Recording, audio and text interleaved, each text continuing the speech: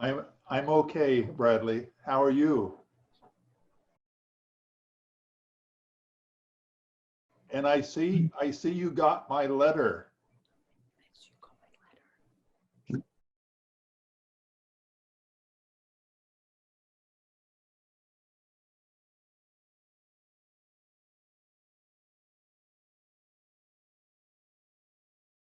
Uh, it's it's 3.5 weeks ago, and I'm doing quite well.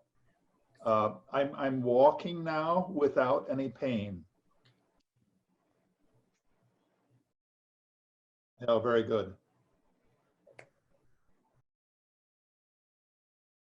And I go in for a final checkup on the 24th of this month. Right now, I have certain limitations. I can't lift any more than a half a, or no, 5 pounds. And I can't bend over, I can't twist. So I'm waiting to be able to kind of get back to normal. But everything's going well. Thank you for asking.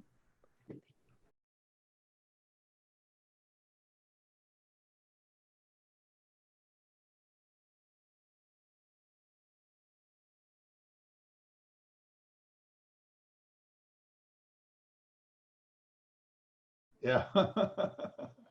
Well, my wife is doing it, but Doug helps out too sometimes, you know. And you've been good since we've last been together. It's been a few weeks. What have you been doing?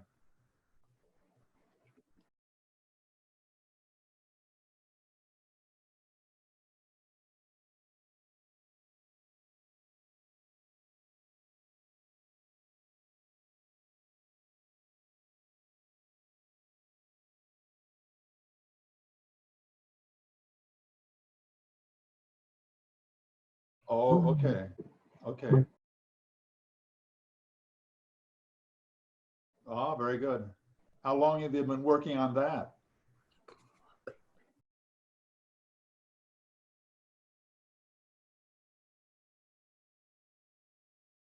Oh, okay. Okay.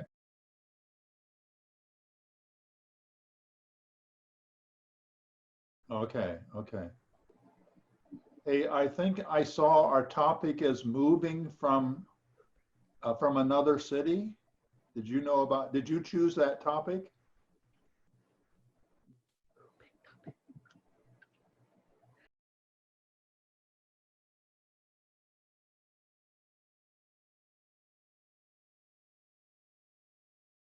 Okay. Okay.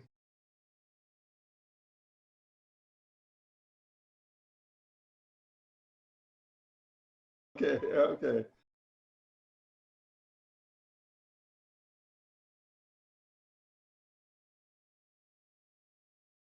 Oh, in Scotland, well,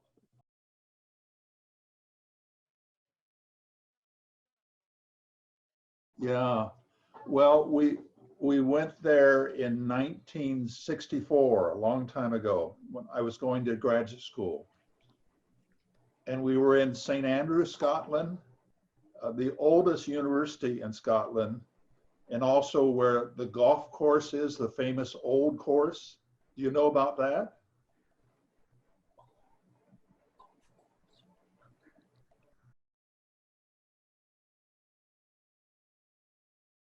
Very, very famous course. I occasionally, but they have three other courses right next to them. I usually played on those. It was harder to play on the old course, but I did a few times. So I walked about it. Yeah. Well, few experiences in Scotland. Uh, my wife got a teaching job in Dundee, which is a town north of St. Andrews. And I studied there for not quite 3 years. And I was studying New Testament studies and writing a dissertation. So that was a kind of heavy time for me. And I got high blood pressure from doing it. uh, a lot of pressure trying to get things finished up. But we love Scotland. It's very rainy. Doesn't rain a lot at any one time, but it rains often. And like the day we have here in Duluth, it's kind of cloudy and cool. That's Scotland. And both Doug and our older son, Jeff, kid me because all the pictures I have of Scotland and St. Andrews, it's in the sunshine. And I say to him, I'd be sitting up studying, and then the sun would come out. I'd grab my camera and go out and take pictures. So my pictures don't represent how it was most days. But we traveled from there. We traveled into the Highlands. We traveled to Edinburgh a lot. That's a lovely city. And then we, on break times, we traveled down into England, down to London, but also we were in Shakespearean country, the Lake District, a number of places. And then during the summertime, when we had a longer vacation, twice we traveled to what they say the continent. We went to mainland Europe and traveled around Scotland and Germany and Switzerland, Austria. And then the second summer, we went farther down to Italy, places like that. And the first summer, my wife came back and I stayed in Germany. I was studying German in a town called Passau, right by the Austrian border.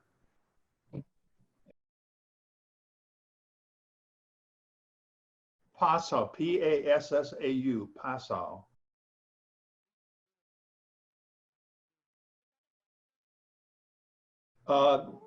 Yes, it was in West Germany. It's in the very southern,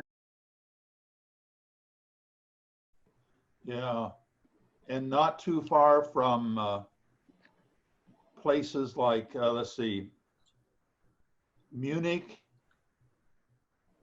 and then Berchtesgaden, where Hitler had his retreat center. A lot of interesting things tied up with the Second World War. So we had a great chance to travel, and I finally got my dissertation done, and we came back home in 1967. And the last thing, my wife was pregnant with our first son, Jeffrey.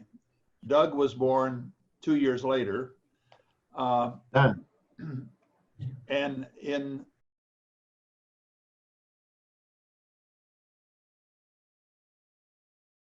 no, Doug was the younger. Jeffrey is about a little over 2 years older than Doug is. But we came back. We booked to come on a ship back, came by way of the North Atlantic in mid-March. And it was so stormy that it took an extra day. And Judy, being pregnant, got sick because the boat kept going up and down. And it was in a way not a very happy cruise for us because of the weather and how bad things were on the ship. So that's how we ended up getting back to the United States. We flew over but came back by ship. But we didn't quite figure it's not good to do that in the middle of March.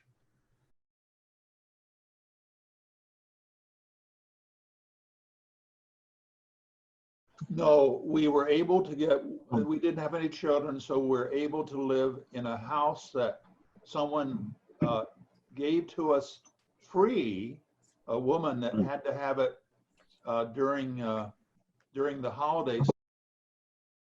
Yeah, but it was all furnished. But we had to get out when she came for holiday. She lived over by Glasgow and would come to St. Andrews for the summer holidays.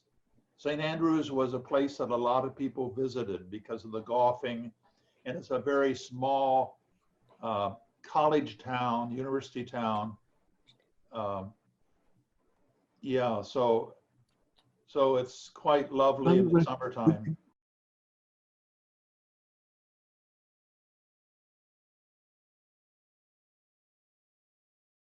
Well, we would recommend it. And we took our two sons, including Doug, and their families for a trip back in 2010. So there were a lot of us with the kids, and we took a trip to Scotland, spent time in St. Andrews and Edinburgh, went up into the Highlands, and then ended up down in London. So we had about 2 weeks trip together, and that was a kind of fabulous time. We enjoyed it, and our sons got to see where we were when they weren't with us.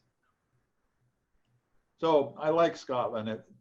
It was hard when I was there because I was studying and feeling a lot of pressure, getting everything done. And now it feels better. Sometimes when you look back upon experiences, they're happier than actually at the time.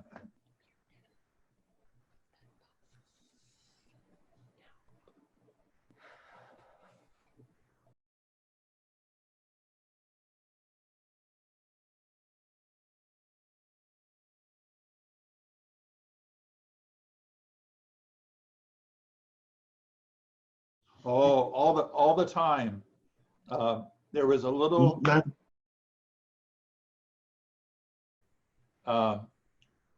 just about a block from where we lived, there was a fish and chips shop. And we would go there and you would get 2 large pieces of fish. I think it was haddock. And then a lot of chips, French fries, we would call them. And then they would pour salt and vinegar on them.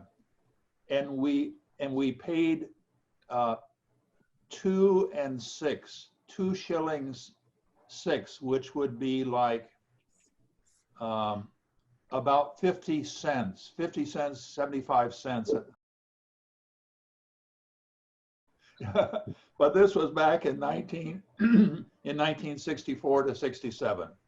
They're much more expensive now, but we were there when,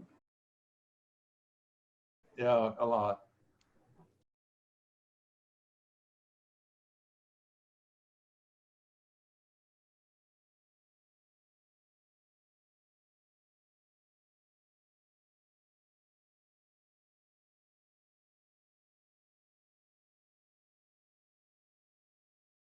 I still didn't understand where did, oh, Applebee.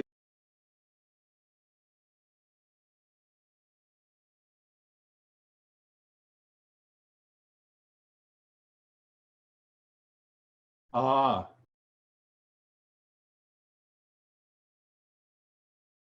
oh, well, so she was favoring the Brexit, the leaving of the European Union.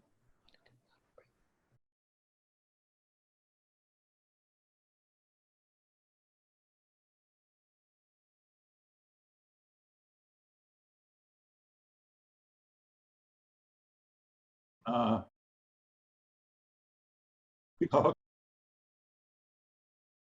okay, but the Scottish people didn't like leaving the European Union. They were not happy with that, and they threatened to leave the United Kingdom and become independent. So things are a little in the uproar, and then of course now COVID is changing everything.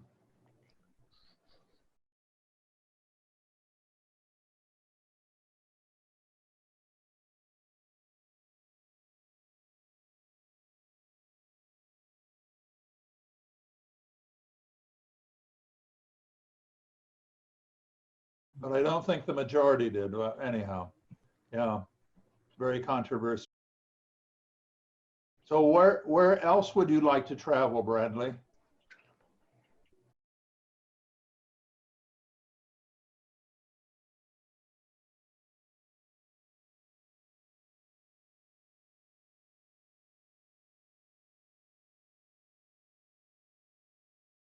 we've never traveled to Ireland, but we have gone to Australia. That's a long plane ride, very far from here.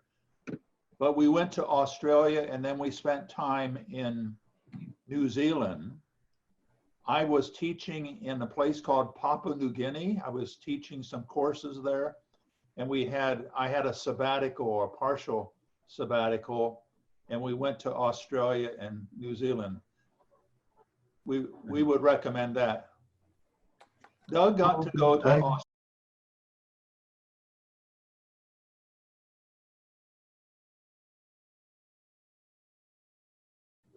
Well, to live in really just Scotland and here. We visited Germany a lot. We have relatives in Germany. I don't know, we'd have to count them up how many. Most of the European countries, Papua New Guinea and Australia, New Zealand. We've been to Africa a couple times, Namibia, South Africa, Zimbabwe. And our older son and his wife do research in East Africa, Kenya, excuse me, and Tanzania.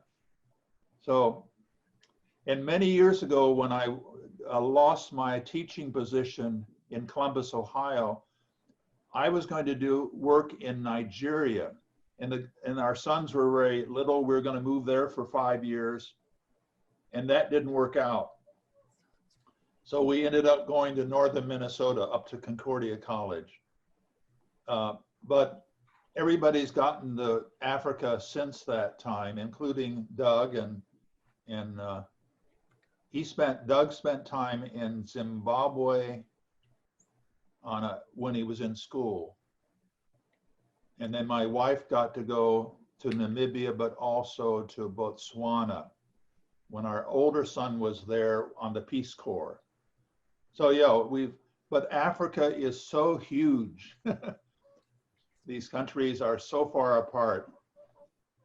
It's like someone meets you and you're from northern Minnesota. They say, "Do you know my auntie who lives in San Francisco?" And they'd have no idea how big this country is, but Africa's even bigger as a continent.